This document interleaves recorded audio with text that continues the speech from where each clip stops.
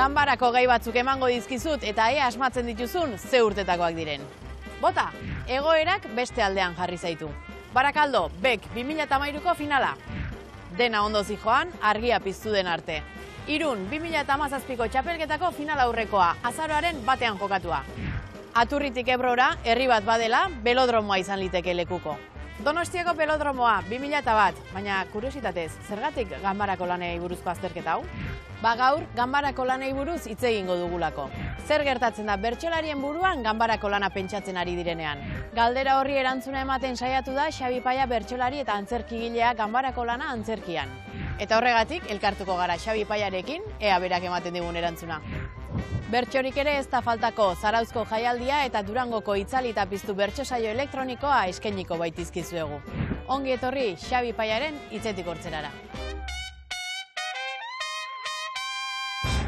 Arratsaldeon, ze meritoa, modeloko zale modelikoa.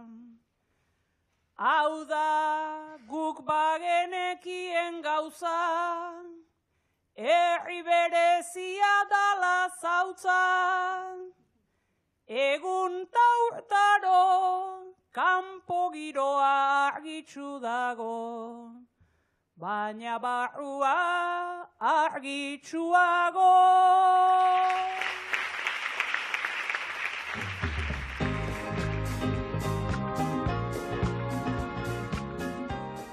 Bertsolaria da, musikaria da, kultureragilea da eta azken urtetan antzerkigilea ere bada Xabi Paya.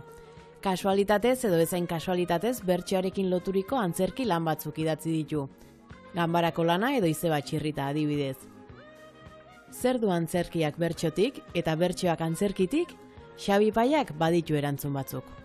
Xabi, esaten dute bizitza antzerkia dela, zuri hala dela iruditzen zaizu?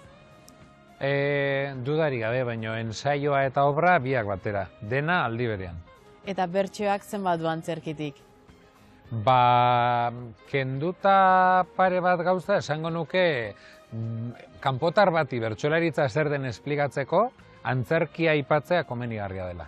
Idatzi dituzun antzerki obra askok lotura dute bertsoarekin, ez dakit nahita bilatutako zerbait den adala kasualitatea. Ez da kasualitatea.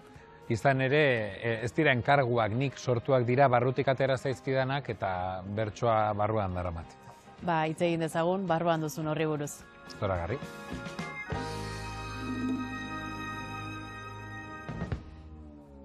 Goizeko lauretan, edo iruretan, franja horretan, arazuek magnifikau egiten die, eta bihurtzen die mamu erraldoiek. Eta alantzi zauzu nerea, goizeko 3:30 itxartu zara, urduri samar, zure egunerokotasuneko kezkak eta larritute, eta egunerokotasuneko kezkak batzutan txikitsuek izaten die, baina franja horretan ez die, ja txikitsuek izaten die, oso handizek, eta ja ezin zara barriro lokartu. Eta hor dau miren, dala zure barruko abotz gogaikarri hori, marmarrai eutzi ezin edabiena, zure arazuek handitu, eta handitu, eta handitu. Eta zu nerea hoien bueltaka lo inguran zabiz, baina mirenen abotzak ez dotzu izten. Miren ez da isiltzen eta estenak katastrofikuek irudikatzen dauz, burure etorte jatzu zen kontu bako txagaz.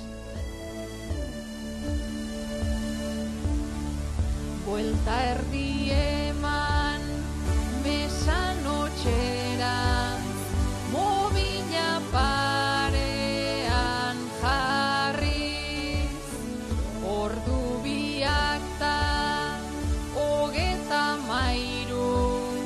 jartzen du numero gorriz, tranquil nerea, haupa nerea, hartu asunto hau neurriz, arnasketatxu batzuk eginda, lokartuko zara berri. Arnasa ezin da horrela hartu, hobeto beraino sartu. Matematikak egin itzazu,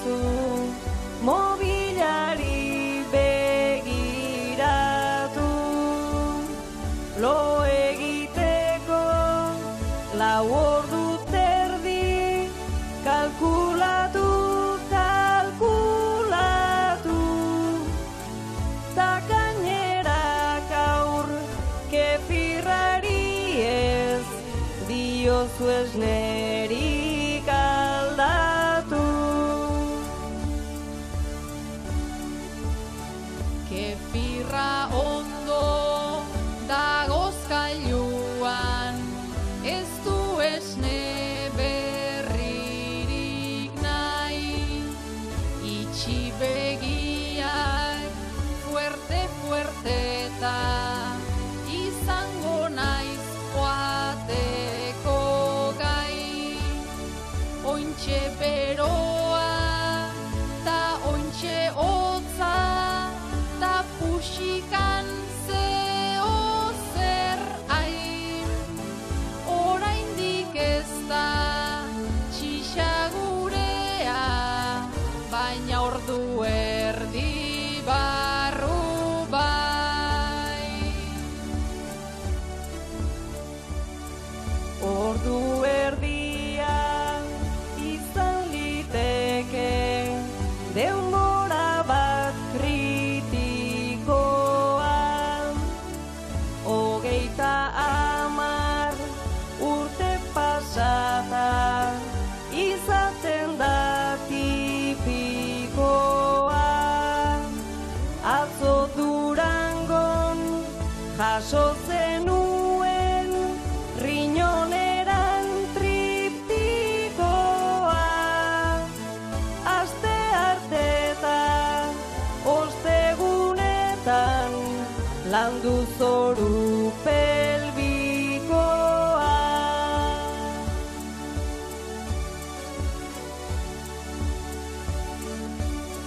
Ba eusten diot,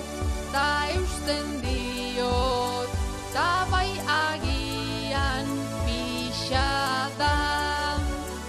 Altxatuko naiz, ta egingo dut, ta gaua bukatu ara. Ta sukaldera noa zuzenki, melatoninen kajara. Bat hartuko dut, bueno bat terdi, bueno hiru bada espada. Jada alperrik da gaurko gaua, orain zuretzat begira. Dagoeneko eguzkia ere ia irteten ari da. Hobe zenuke zuk besak hartu, ta burpi batzuk eginda. Deskantzatzeko naiz ez balio, gluteoak lantzen dira.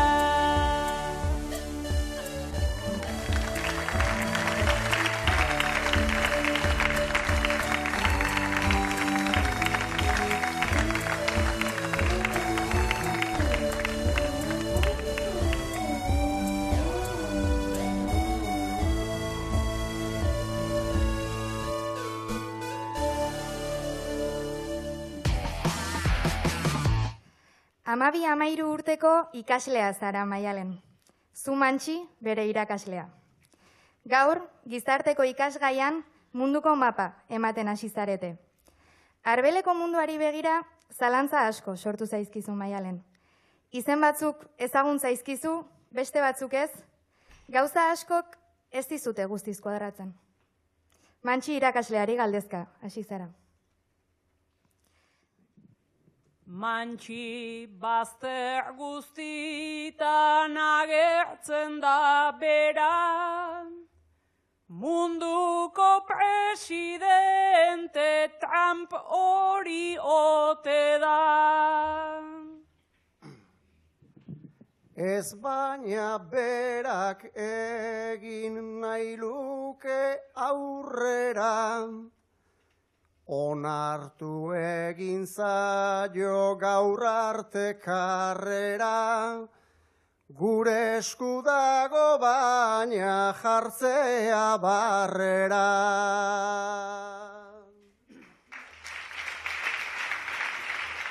Eurek daukate gerra egiteko meta, eurek eiteko pake negoziaketa.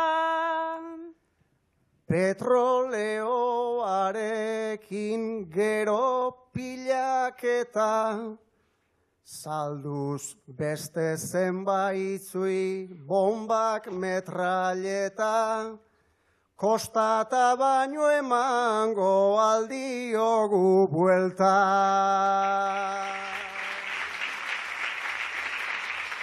Txintxoak zein dira eta gaiztoak zein dira, Europa, Amerika, Asiara begira. Danak mugitzen dira diruan arira, bada ezpada ez joan gasolindegira, munduan bukaeran geltoki hori da. Gazan ume hilak ta bombak goieta be, eta nolaz gaude gu ezer egin gabe. Agian geralako kokiltako barde, jarri behar ginenak azkar parez pare, gaixoak jai daukate gure esku badaude.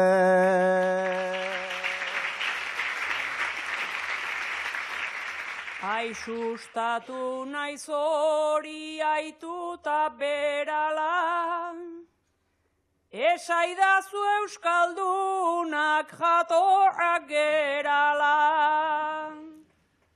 Hemen ere zenbaitek latzadu azala, eta segi ezkero gaur arte bezala, uste dut bombak ere helduko dirala.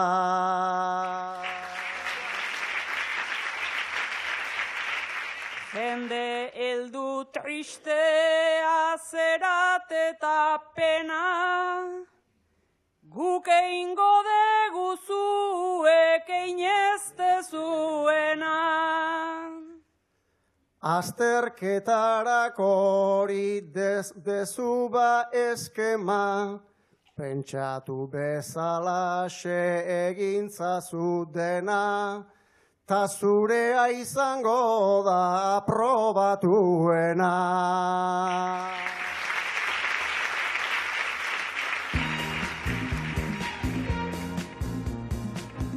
Xabi, bertsolaria, musikaria, kultureragilea, baina nola iritsi zinen antzerkira? Nik esango nuke, enekiela antzerkian nengoela jadanik ere. Zegia dago antzerkia amaren gandik jaso genuen. Ni famatu egin nintzen bolada batean esan nuelako amak zer etzigun eman, baina guri amak etzigun euskara eman, baina antzerkia eman zigun berak. Antzerkia maite zuen, antzerkia bizi izan zuen, eta agian antzerkitik ulertu zuen bertsolaritza bera ere. Ba egia da gero ja kultur eragiletzaren jauzian heldu naizela behintzat saiatzera edo esatera, eta antzerkia sortzen badut, bertsoa eta antzerkia ez daude inurrun. Eta oso performatiboak dira biak, bata improvisatua, bestea ez, eta agian jolas horretatik abiatuta heldu naiz. Eta antzerkiari ikuste omen diozu laborategi oso potente izateko gaitasuna, zergatik? Antzerkian ez dago tramparik, eta trampa baldin badago konpartitua izan behar da. Orduan iruditzen zait, gizaki moduan gero eta gehiago aldarrikatuko dugula elkarrekin egotea, esperientzia benetakoak izatea, eta horretan eszenatoki bat da laborategi izugarri bat. Etorkizuneko egoerak entxeatzeko, besteak beste, bota nik zer dakit, Euskal Gatazkaren konponbidean oraindik gauza asko landu beharra dago. Eta horiek eszenatoki batek eman ditzake, eta gero esploratu diren edo ez diren bide asko ez. Eta nolakoa da zure laborategia? Ba, egia da, claro, nire laborategi hori oso pertsonala eta intimoa da, eta orduan intimitate horretan baimena ematen dio nire buruari agian lanean eta bestelakoetan permitituko nituzkenak egiteko, bai? Eta orduan iruditzen zait denboraren makina zoragarri bat dela besteak beste, edota besteen lekuan jartzeko tresna bat. Eta ni horrek asko erakartzen nau. Eta zer sentitzen duzu, idatzi duzun zerbait, oholtza gainean, aktoreek korpuztuta egiten dutenean?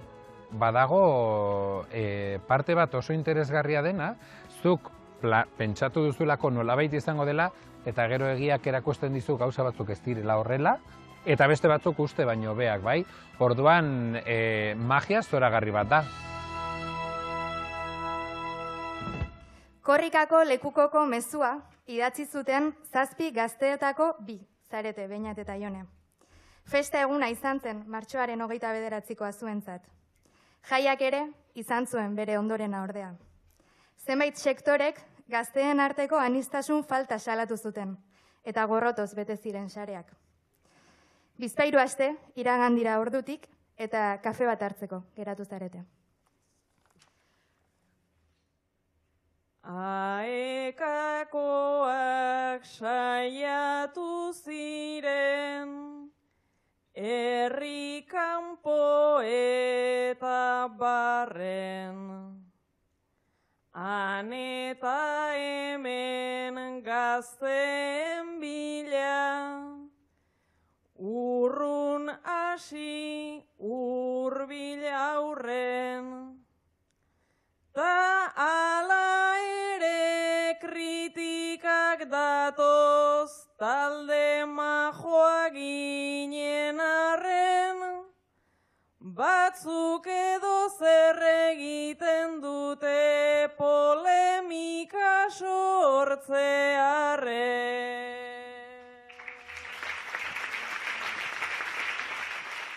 Askok ez du nahi kritikarik ta, askok ez du nahi gazterik, baina alako irakurketei orain ez dago eusterik.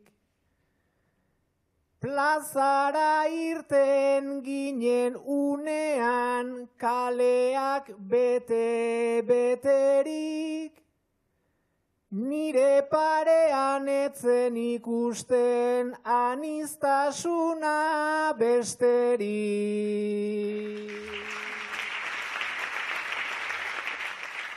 Nor seinalatu edotan horrez badu bere eragina, ta ala ere argi da zeini eman nahi zioten mina.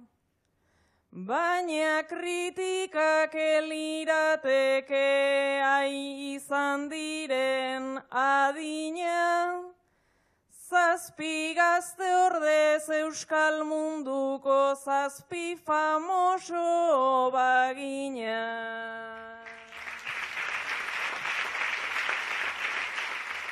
Batzuk bakarka egiten dute eta guk berriz erdi bana. Kolektiboa askotan baita biao dauzkan labana. Baina korrikak elkartu gaitu gubiok elkarren gana. Pozgarria da aitzaki hontan zurekin bildu izana.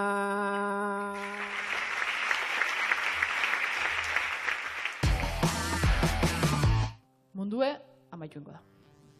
Gaurtik bizarrera, kitxo, akabo, amaitu da kaput. Gentie espaleki moduen dabil, ze klaro, gentiek ez daki, segu bakarriak egu. Orduan gentie jarraitzen dau bere egunerokotasunien normal, baina zue ja jakitun zaie bizar mundue amaituko dala. Hau da gure azken egune, eta zuekine danari alde ona etaraten zabiz.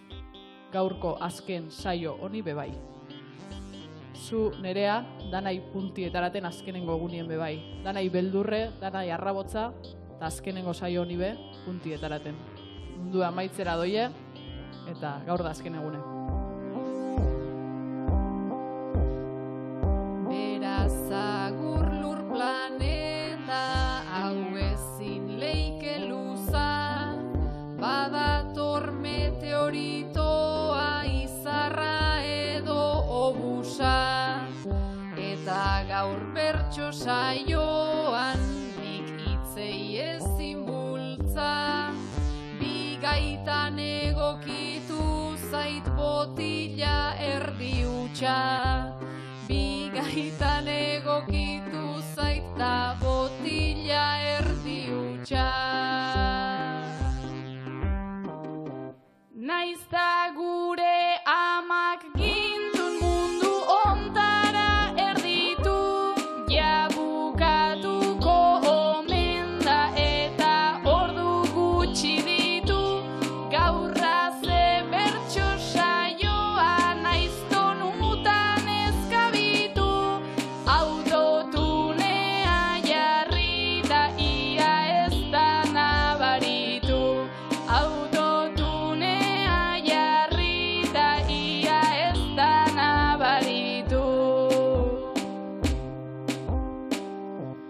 bertso saio normalen bat espero zuten aurrena, baina izan da bizitzako bertso saiorik txarrena.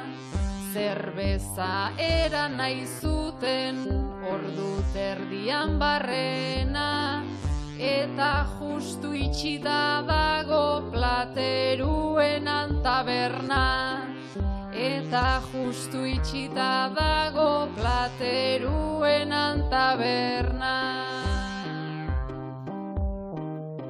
Naizta ez dugun dastatu zerbeza baten epela, nik jendea ikusten nun nahiko kontentu horrela, nerea ez zaitez egon erdi ezkorra bezala, edo zeinek ez du erraten txapeldun gisa hildela, edo zeinek ez du erraten txapeldun gisa hildela. Ba modu triste honetan nik genuen nahi amaitu, gainera gaizkilo egin dut ta ezin dut pozik jarraitu. Meteoritoa badator, argia arek baitu, listoak eta tontoak danak berdinduko gaitu. Listoak eta tontoak danak berdinduko gaitu. Meteoritoa dator laster lurraren erdira, hemen dena da jarrera ta dena da perspektiba, kontentu hil gaitezkela ta hondartzaraino tira, azken arnasa emateko itsasoari begira, azken arnasa emateko itsasoari begira.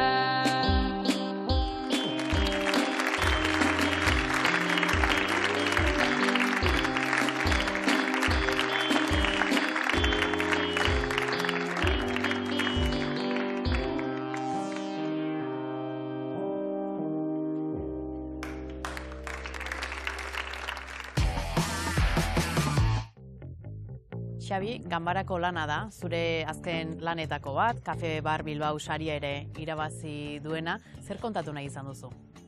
Egia esan, antzeslan labur bat da, kontatzen duena, ganbarako lan batean, lehengo kartzelako lan batean, azken batean gertatzen dena.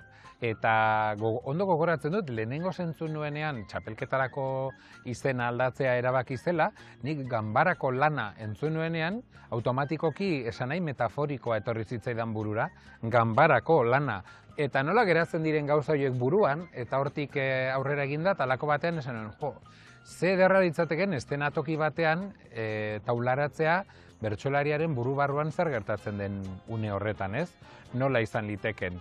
Eta hortik abiatu nintzen, azken batean ganbarako lanak, behar zuen hori bai, gai jakin bat, une jakin bat, eta horren bilaketa egin nuen, eta hori kontatzen du, bakarkako lan baten hasierako gaia entzuten da, eta hiru bertso daude eta 3 eszena daude bertso bakoitzean. Zu txapelketan kantatutakoa zara, eta bakarkako ariketetan, ganbarako ariketa horretan, gogoratzen duzu zure buruak nola funtzionatzen zuen? Esango nuke, gaien arabera nik marra handi bat egiten nuela. Eta zan, gaiak ukitzen baninduen edo ez. Ze nola ez dakizun zer kontatuko dizuten, eta egia da ere esango dut, zorionez, edo agian nik txapelketan kantatu nuen garaian, esango nuke gaiak agian hildo batetik gertuago egoten zirela, edo eramaten zintuzten, hori, zure semea utzi zenuen konbentu batean, eta orain bere etxera etorri zara abandonatuta gero, berreskura gogoratzen dut, txapelketan nik horri kantatu niola. Nik bereziki ukitzen baninduten edo nik gogo eta izandako gaiak baziren, hor interferentzia handiagoak sumatzen dituen. Da nolabait burua garbi izan nahi duzu, kirolari tekniko bat bezala errimak, lanketak, eta badut errima gai honetan landua, badut ezakizte talda, baina sumatzen dituztu tripatik gora datozen interferentziak, ez? Eta aldiz gaiak ez bazaitu ukitzen, baina sentitzen baduzu irizpide edo iritzia landua duzula hor beste lanketa bat. Orduan niretzat egia da prozesu hori, da askotan saiatu naiz metafora egokiak bilatzen, da gai bat jartzen dizute da istripu bat balego bezala, eta zu heltzen zara ambulantziarekin, eta da, zeiri kaso inber dio lehenago, nola konpondu, nola tal, eta honi denari forma eman, ez? 80 urte inguruko 2 pertsona zarete, Jone eta Maiane. Lagunak izan zineten gaztetan, baina haserretu eta harremana etetea erabaki zenuten. Kaletik ere ez diozue elkarri kasurik egin ordutik. Zaharren egoitza batean bizi zara zu, Jone, eta halakoetan gela partekatu behar izaten da. Zure gelakide berria, Maiane, heldu da gelara. Aurrez zaudete. Ai behin eskolan gu elkarrekin, nola ginen pozik jardun, gero batera zenbat parranda, batera gelditu aurdun. Guain ezingo det jasan, lehene oskorra bazan, dena joan dela demagun, hombre maian ezer modu zaude nire aspaldiko lagun.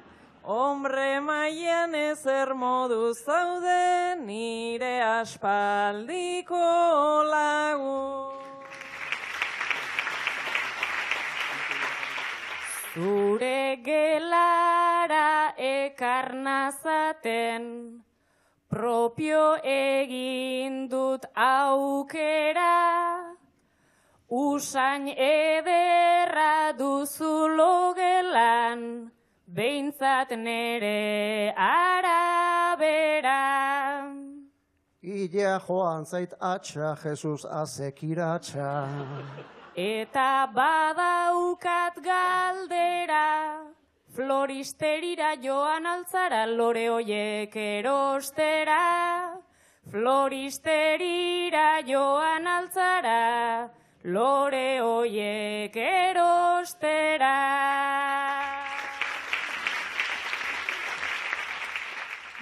Bai lorekin antolatu dut aurrea eta atzea, eta begira zeder dudan orain nire baratzea.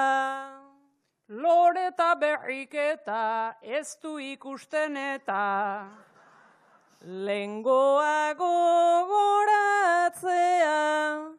akaso orain izan liteke jardin batean sartzea, akaso orain izan liteke jardin batean sartzea.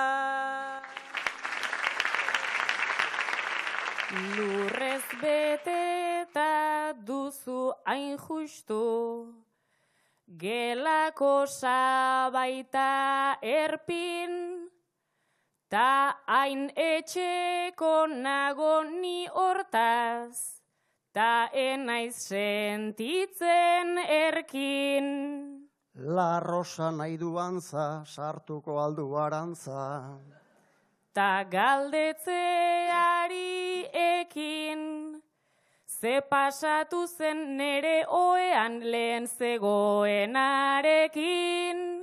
Zer pasatu zen nere oean lehen zegoenarekin.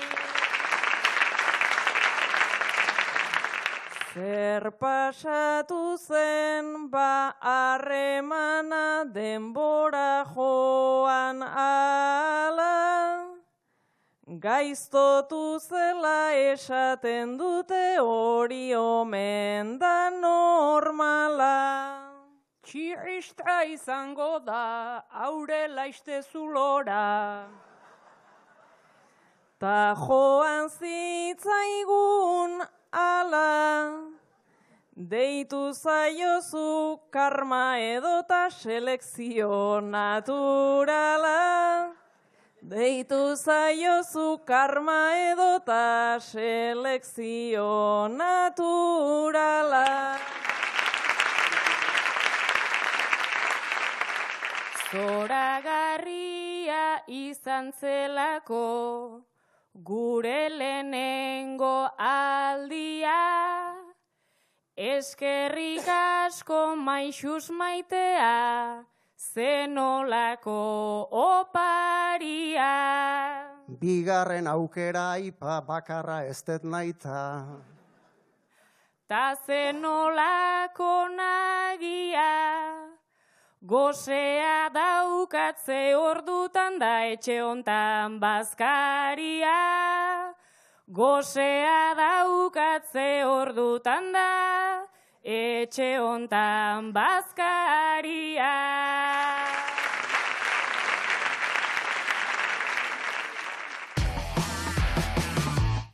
Bueno, kinezukatzeko hiru hauek oso ondo ezagutzen dozuz. Ez dakizuek WhatsAppeko edo mobileko mezuekin ze kodigo deko zuen, sarien dana emotikonue bialtzen dagoen jente hori, emotikono, zerrendakin saturatzen dagoen jente hori, audio eternuek bialtzen dozu esenak eta sarien, edo audio oso laburrek, bai bat esateko audio bat bialtzen zuenak, ala ok. Moduko boomerkeriak itozu esenak. Bueno, mota asko dauz WhatsAppetik edo Telegrametik edo tanadalakotik mezu instantaneuek bialtzeko aplikazioetatik mota asko dauz. Bueno, zelako izeteko ez da, eta ekinezuk, mirenaz, aroagaz eta nereagaz sarriken itozu berba WhatsAppetik, eta zelako da bakotxa, ze mezu mota botatzen dauz bakotxak, edo ze mezu mota botatzen dut zuri bakotxak. Nereak naiz beteta eduki agenda, WhatsAppen sarri dabilta ezin irten da, animalia bihotz aurpegi zerrenda.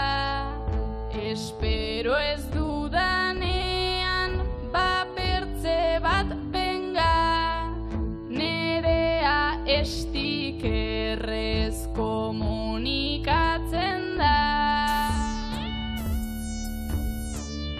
Animalioiekin hartzen baitut plazer, txerritxo zein katutxo, txakur zein edo zer,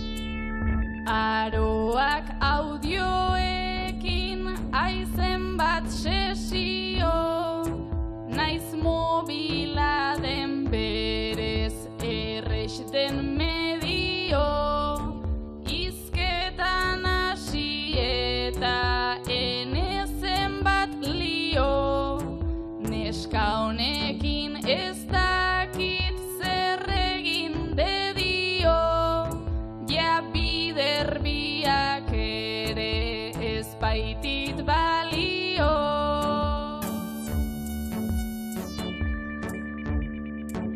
Nire ama ere ibili oiden ezantzeko, denbora ateratzen dut ondo bidaltzeko, esplikatzen hasten naiz argi eta terko, diozu idatziko banizu hobeto, da esan nahi dudana ondo ulertzeko.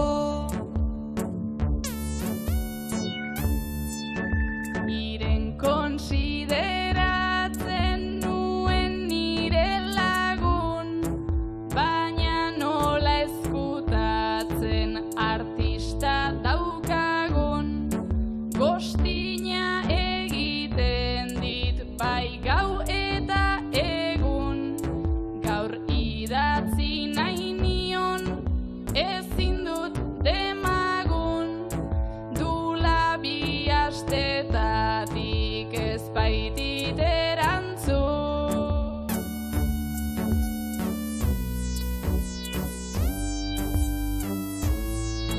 Berrogeita lau lige izan duzu aurten, zure audioei ezin 7 minutuken, maitasun historitaz jarduten,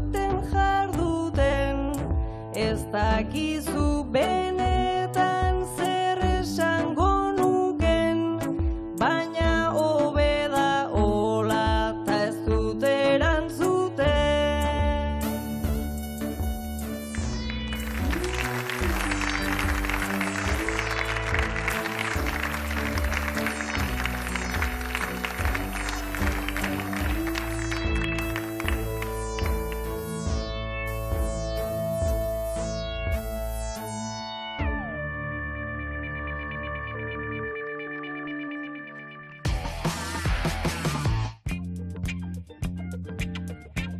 Xabi, idatzi duzun beste antzerki obretako bat, Izeba Txirrita da. Nor da Izeba Txirrita? Ba, Izeba Txirrita da, zeure buruari galdetzea esatea, 80 urte dira, Txirrita, Jose Manuel Lujanbio hiltzala, aurten, bai? Eta emakumea izan balitz, bere balio esentzia hori hartuko bagenu eta emakume bati emango bagenio, eta galdera horren erantzuna da Izeba Txirrita. Izeba Txirrita da, existitzen ez den Jose Manuelen arreba bat, eta hola azalduko du bere burua, bai? Astigarragara joandakoa lanera eta gobalari lanean ibiltzen zana Donostiako hoteletan. Baina gerra zibila hasitakoan jende asko hil zuten Astigarragan, eta horren ondorioz umezurtegi bat ireki zen. Eta fikzioa baliatuta, emakume hau umezurtegira joango da, bere burua eskaintzera lana egiteko prest, eta sukaldean lana emango diote. Orduan hortik aurrera, hasiko da kontatzen, gerra zibila eta gerra zibilaren ondorengoak umezurtegiko umeekin bizitako kontuetatik. Agin Labururen bertso sorta batetik abiatu zinen obra idazteko, nolakoa da eginda dagoen lan bat abia puntu hartzea eta hortik beste zerbait eraikitzea? Kasu honetan geuretik sortuak deialdiaren baitan egindako lana da hau, eta proiektu aurkeztutakoan Astigarraga egokitu zitzaigun proiektua garatzeko, eta orduan Astigarragan egindako ikerketaren ondorio da. Eta ni ari nintzela memoria historikoari buruzko ikerketa, handako deskubritu nuen Maialen aginen arrebak egindako ikerketa zegoela, dokumentala, baina lako batean Aitor Mendiluzerekin hizketan, Aitorrek esan zian, bai, aginek egin zituen bertsoak hoietako kasu bati buruz. Eta hitzetik hortzeran kantatuak dira gainera. Eta orduan entzun nituenean eta ikusi nituenean esan nuen, hau da behar nuen Big Bana. Bai? ze errealitatean gertatutako istorio bat kontatzen da, gezur bat izan zena kontatzen dute bertsoiek eta egia kontatzen dute, bai? Gure helburua antzerki honekin da, ura bizi izan zutenak eta horri buruz idearik ez daukatenak elkarrekin joatea. Bai, umeak, beraien gurasoekin, aiton-amona edo dena delakoekin. Eta agian guraso eta aiton-amonentzat ezagunak izango diren gauza batzuk, seme-alabekin konpartitzeko unea sortzea horrekin. Orduan, aginen bertsoek kontatzen dute ankerkeria bat. Oso krudela eta oso gogorra. Eta horrek ematen du abia puntua. Esaten du, kasu hau bezala, beste hainbat izan ziren, ama bat hil zuten, 5 umeren ama, eta ume horiek, umezurtegira joan beharko ziren, familiak hartu beharko zituen, eta beste 11 alako. Eta orduan hortik aurrera kontatzen da. Esango nuke bertsoa modu naturalean integratuta dagoela. Bai, antzerkiaren parte da. Ez da bertsoa antzerki bat, ez dutelako bertsotan egiten, baina bertsoa errealitate bat da, presente dagoena eta gainera balio handia ematen diona obrari, testuinguru historiko erreala ematen diolako. Eta orain baduzu beste antzerki obrarik eskuartean idazten ari zara, sortzen ari zara? Nik esango nuke bertsotan bezala ezin gara geratu. Orduan, bai, egia esan orain baditut pare bat ideia, badut gatazkaren inguruko antzeslan bat buruan, gustatuko litzaidakena ea osatzen dudan, baina gertatzen zait bertsotan lehen ganbarakoan esan dizudanean bezala, zeharkatzen baldin manau edo harrapatzen baldin manau kosta egiten zait gehiago sortzea. Eta gero badut umeentzako beste ideia bat, baina egia da nolabait denbora librean edo aukera dudan tarteetan sortzen dut, baina bai. Zuek 13 urte deko zuez, eta sarie bestiak. Forever, lagun minak. Oso lagun minek oso danerako. Edozetarako zauzie bat abestientzako prest, intimidade eta kezka dana konpartitzatzen zuez alkarri, lehengo bider guzti horrek alkarraz bizido zuez, lagun minek, saria. Aroa, zuk lehengo aldiz eukidozu zita bat. Zuek baino kurso bi gora dauen institutuko kide bategaz eukiozu zure lehengo zita. Eta nereak lagundotzu, klaro, zita horretarako dana preparetan, zeberak ja bi eukidauz, eta orduen badaki zer bierdan, triunfetako. Zita eukidozu Aroa, eta bukatuta segiduen, nerea gana joenza, eta klaro, nereak jakin nahi dau, dana. Eta lehengo gauzia esautzesuna izen da, nerea, ke puto txasko, mosuena mierda bada. Eta orduen nereak esan dutzu, bale, praktikie, faltaiaku, hoixe baino ez dugu bier, eta horraz izaie, musuek emoten ikesten. Garratza izan duzu lehen tragoa, baina ikasi behar duzu aroa, duzu aroa, duzu aroa, lehenik zabaldu behar dela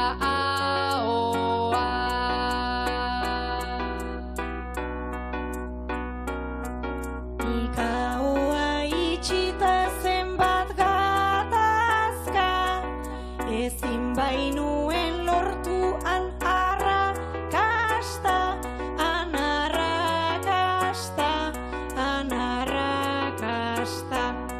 bapatean mingaina sartuz zenazka.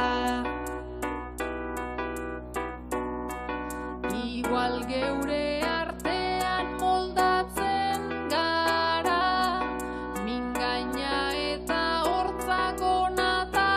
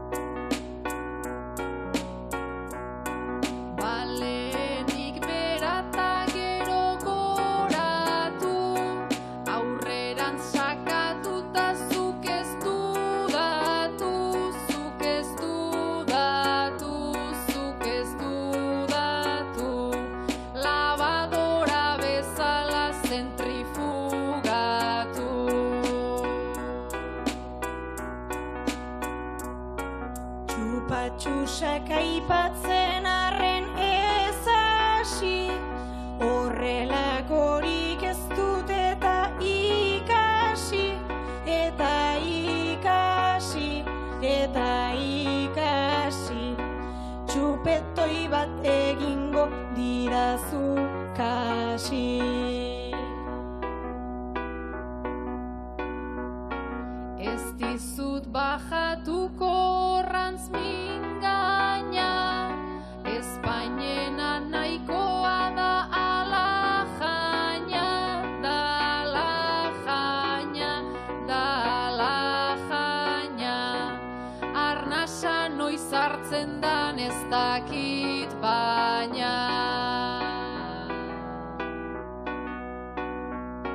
Tani onan endorrenen saiatzera, egin nezakeena gaur saiatzera, gaur saiatzera, gaur saiatzera.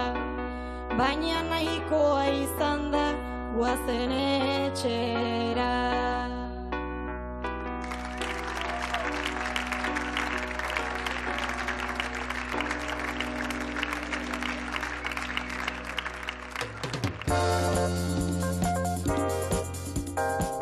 Orain arte aritu gara antzerkiari buruz, bertsoari buruz, eta bertsoak gaur egun ze leku du zure bizitzan, Xabi? Egia da ez duela lehen izan zuen beste, baina duela gutxi galdera hau egin zidatenean, ordura arte gogoeta egin gabe neukan, oraindik nik bizitzan denbora gehien zerbait egin baldin badut, ez dakit loa izango zen, baina loa eta gero bertsoa izan dela. Eta oraindik ere ala da, egia da, egian beste modu intimoago batean, han eta hemen tarteka, baino nahiko gutxi kantatzen dut, gustura agian kantatuko nuke apur bat gehiago, baina olatuek eta itsasoak erabaki dezatela hori, baina egia da nire bizitzaren parte badela. Duela gutxi gertatu zaigu oso gertuko lagun bat, ume bat hilda, gure ikastolan, eta nik barrua saskatzeko bertsoa erabili dut. Beste askotan bezala, oraindik sentitzen dut asko ematen didan tresna bizimodu bat dela. Eta gero zorionez, tarteka egiten ditut estatu batuetan bertsolaritzak sustatzeko bideia zoragarriak, edo askotan gertatzen zait hori oso bertsolaritzarekin egoera kuriosoak sortzen direnean edo zoikoak edo ustut jendea akordatzen dela nitaz eta ni prest izaten naiz betelakoetan laborategi berrietan sartzeko. Baina oraindik gustora aritzen naiz. Eta zer ematen dizu antzerkiak bertsoak ematen ez dizuna eta alderantziz? Esango nuke bertsolaritzak erakusten didala nolakoa naizen, ze oso benetakoa da, oso improvisatua da, oso autentikoa da, eta behintzat nik bertsotan egiten dudanean hala sentitzen dut, izateko, taldean izateko modu zoragarri bat da, eta aldiz, egia da, antzerkiak ematen didana da improvisazio horretatik urrundu eta aurre elaborazio planifikatu bat egiteko. Eta orduan da nolabait bertsosaio bat egingo bagenu bezala, baina bertsolariei 3 hilabeteko lana eman da. Hitzetik hortzeran, gonbidatu guztiei, galdetzen diogu zein den euren bertsoaldi kutxuna, zurea zein da? Galdera oso zaila da hau, Baina bat aukeratzeko, egia da, aipatuko dudala Aitor Etxebarria Zarragak, Bizkaiko txapeldunak, txapela irabazi zuen azkenengo finalean bakarka egindako lana, alabak, esaten zion bere itsas gizona izan da, berak ere itsas emakumea izan nahi zuela, bai? Iruditzen zait gaiari nola erantzun zion ikusita, gauza asko ukitzen dizkit, nik aita itsas gizona nuen. Bere bertsoaldia zoragarria izan zen, Jon Lopategi ekarri zidan momentu batean burura, 9 puntuko txikian erropazarroiekin ark kantatu zuen, doinu berean kantatu zuelako, bertsoen teknika ederra da, ikusten da landua dela, baino ez prefabrikatua. Eta agian hori bada sentitzen dudan erronkatako bat gaur egungo bertsolaritzan. Xabi Paia, gertutik jarraituko du zure lana, eskerrik asko eta laster arte. Eskerrik asko zuei. Bizitza osoa emondozu itsasoan beharrean. Gaur, zure alabak esan deutzu, berak be ogibide hori izan gura dauala. Gure lana naiz ezin, bestei konpara, jitoan egotea baino obada. Bizitzak gazte asko eroan dau txopara, ta zer amestu barik eidoaz lotara. Postenaz alaba, aita bezala ba, ausartzen bazara, baina bada ezpada. Lehenengo probatzera joango gara, lehenengo probatzera joango gara.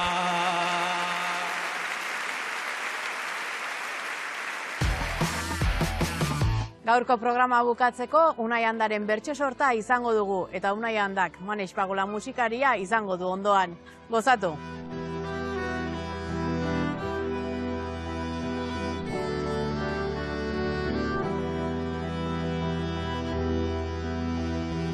Berriz itzuli zara, betiko lekura, ez dena datorkizu, nahi gabe burura, begiratzen jarrita, zure ingurura, ezerk ezote dauka, lehengo itxura, jada ezote zaizu, dena ahaztu ba, naiz eta zen eukana, ez izan eskura, gaurkoa ikusirik nola ahaztu ba,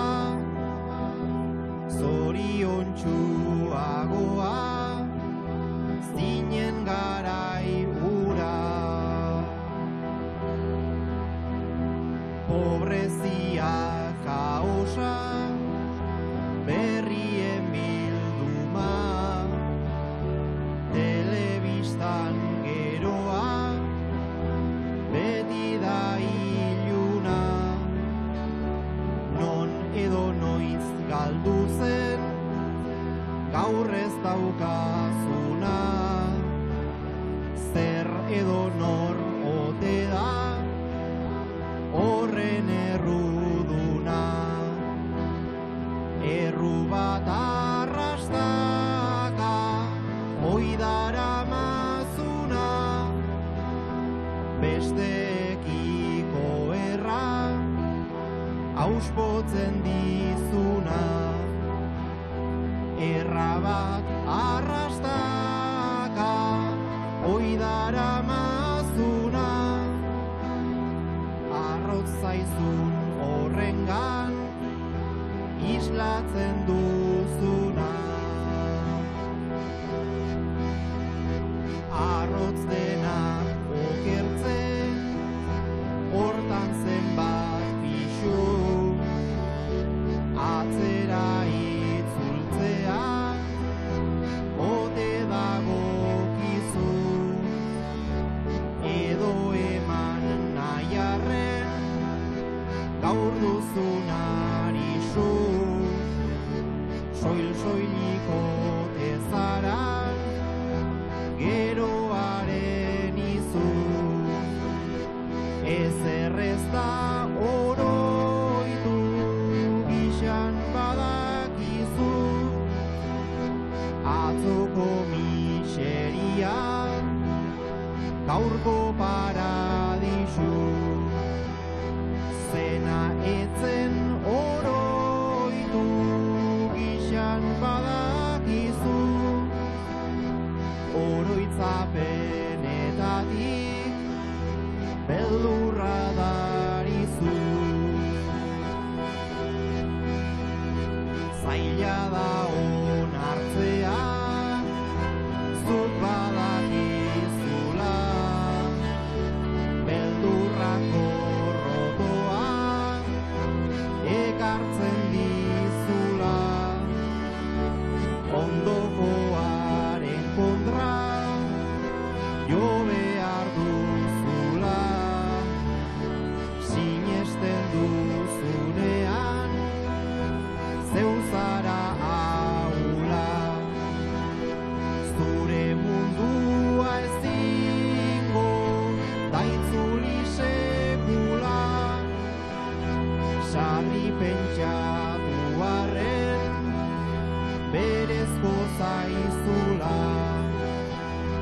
Mundu hau ez da izan zurea sekula, ohar zaitez zurea geroan duzula. Parean daukazuna agertzen da laiotz, oroitzapenak bero eta kaleak hotz. Itzul zaitez oihuka, zenbait barne ahots, atzeranzko bideak ordea beti motz. Segizazu aurrerantz, buru eta bihotz, orainari helduta, zintzo bezain zorrotz. Nostalgiaren kontra, buru eta bihotz, geroa ez dakizun bilakatu